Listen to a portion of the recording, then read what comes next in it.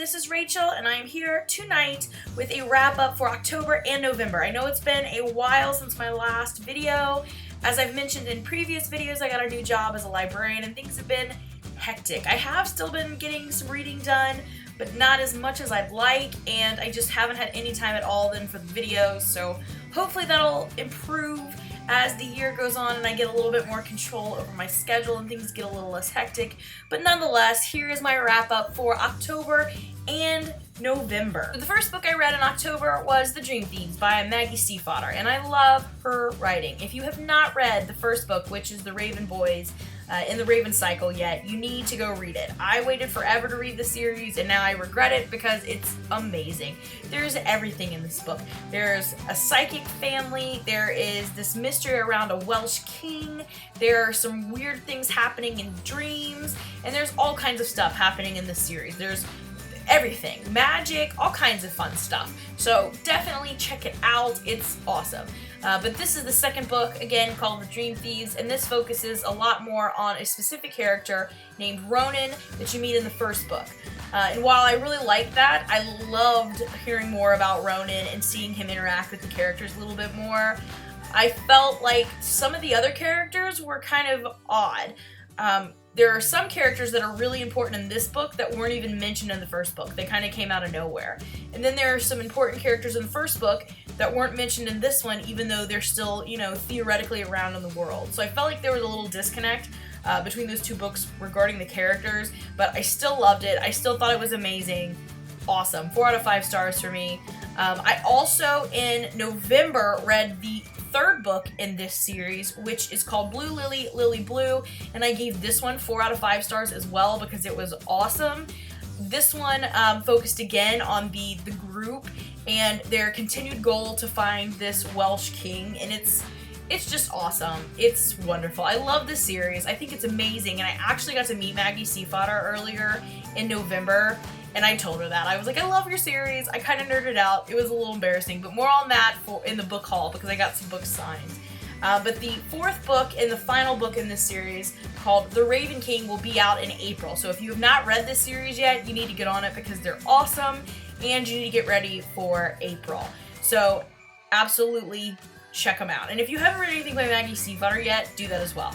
But I digress. Let's continue on. The next book that I read was The Scorch Trials by James Dashner. I finished this in October, and I gave this one 3 out of 5 stars. I did not like this as much as The Maze Runner, which is the first book in the series, and honestly, this series, I'm not sold on. I actually, believe it or not, thought the movie was better for The Maze Runner than the book was, which is very, very rare for me, and I know very rare for a lot of book people, but I don't know, something about the book I just didn't quite connect with, but the movie did kind of connect with me a little bit more. So I'm very excited to see The Scorch Trials in movie format. The whole reason I read it when I did in October was because the movie was coming out, but I just didn't make it in time, and then, things happen. I didn't make it, so I'm looking forward to getting that when it comes out and checking that out. If you saw the movie, let me know how it was down below. I'm very excited to see how it goes. But anyway, I gave this one 3 out of 5 stars on Goodreads. It was alright for me. It wasn't the best, it wasn't the worst, it was kind of slow going, but I got through it. The next one I read was also for a movie matchup, which was Mockingjay, and this was the first read for me, not a reread.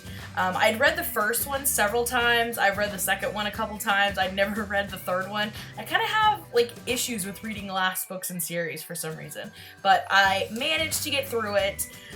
Mostly because I wanted to go see the movie. I didn't go see Mockingjay Part 1 last year because I hadn't read this book.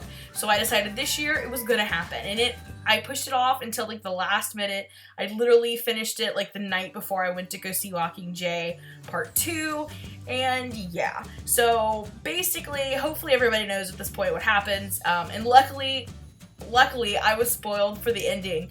I really don't like sad endings. I get really attached to the characters, I get really emotional, so if something traumatic is gonna happen, I want to know ahead of time so I can kind of prepare myself. Then I don't completely lose my mind when it happes. But anyway, I was kind of spoiled for the ending, which again was good for me, but still the closing, just the feelings at the end, I thought it was so sad and just depressing and bleak, and I don't know. I did not like the ending, and I thought overall this book was way slower than the other ones. I mean, there is a lot happening, but it takes a while to get started, and it's kind of like stop and go. I thought the other ones were way better with, you know, the action and the plot driving through. This one was a little bit slower for me, but I have now finished the series. I've seen all the movies. All the Hunger Games books are now done for me. I gave Mockingjay a 3 out of 5 stars, and we're done with the Hunger Games. Then I read Saga Volume 5. This series is about, it's a comic series about an alien girl from an alien planet and a boy she falls in love with from their moon. But the moon people and the planet people are at war, so that when they get together and have this baby, it's this huge thing, and now they're running, and there's all kinds of things happening and different space creatures, and it's pretty crazy. But I think this is an okay series. I gave this particular volume 3 out of 5, as I do most of them. I think it's interesting. I will keep reading them, but I'm not crazy about them like a lot of other people are.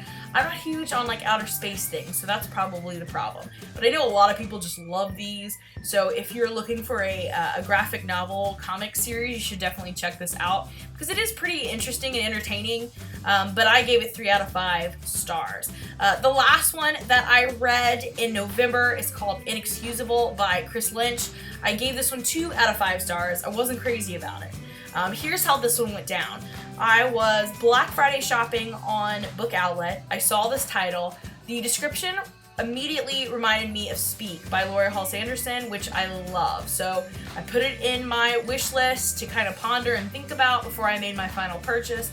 And then lo and behold, the very next day I found it in the library that I work at. So I took it home immediately. I read through it really fast because it's a short book. And I was very disappointed. I think the problem was that I went into it with Speak in mind, and it is not Speak.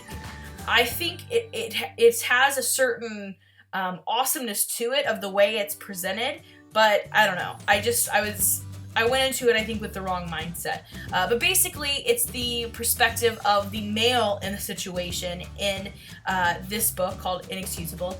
And it goes back and forth between him being in the room with the girl that he assaulted and past events where he's basically trying to convince you, the reader, that he is a good person despite these things that he's done. And I mean, it's really well done, and especially now that I've gotten away from a little bit more as I'm describing it, I mean, I think the idea behind it and just all of it was very interesting. Just for me, it just didn't come together like it should have.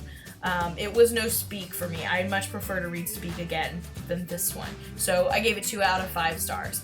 Those are all the books that I read in October and November, but I'm already through a couple in December, so hopefully I will have a more thorough and well-rounded wrap-up for you in December, and I'm planning on participating in a couple of readathons this month, so hopefully I get quite a few more books read this month than I have the past few, and I'm hoping to have a book haul up for you very soon. So thanks for watching, stay tuned, bye!